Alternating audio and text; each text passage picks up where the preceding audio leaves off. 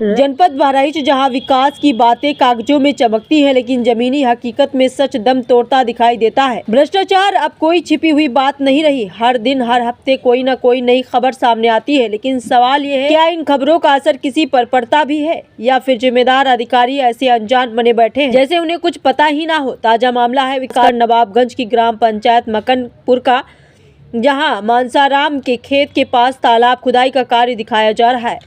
सरकारी रिकॉर्ड कहता है यहाँ 65 मजदूर रोज काम कर रहे हैं, रोज हाजिरी लग रही है, रोज मजदूरी निकल रही है। लेकिन जब हमारी टीम मौके पर पहुंची तो वहां ना कोई मजदूर काम करता दिखा। सच क्या है?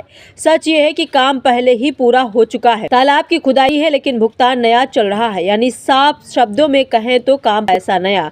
यह वही मनरेगा योजना है जिसका मकसद था गरीबों को रोजगार देना, गांव में विकास लाना और मजदूरों के घर चूल्हा जलाना। लेकिन यहाँ चूल्हा किसी और का जल रहा है और नाम मजदूरों का इस्तेमाल हो रहा है।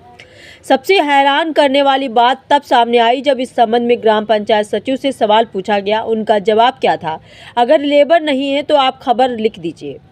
जरा सोचिए, ये जवाब क्या दर्शाता है? क्या ये लापरवाही है या फिर सिस्टम पर इतना भरोसा कि खबर लिखने से भी कुछ नहीं होगा? क्या अधिकारियों को यकीन हो चुका है कि जांच नहीं होगी, कार्रवाई नहीं होगी और सब कुछ यूं ही चलता रहेगा? जब जनपद में बार बार भ्रष्टाचार की खबरें सामने आती हैं तो सवाल सीधे जिला प्रशासन पर खड़ा होता है। क्या निगरानी व्यवस्था पूरी तरह फेल हो चुकी है?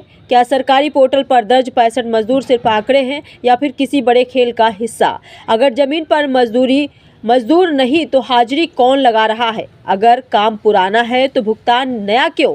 और अगर शिकायत के बाद भी जांच नहीं होती तो फिर जिम्मेदारी किसकी? यह मामला सिर्फ एक तालाब का नहीं है, यह मामला उस भरोसे का है जो जनता प्रशासन पर करती है।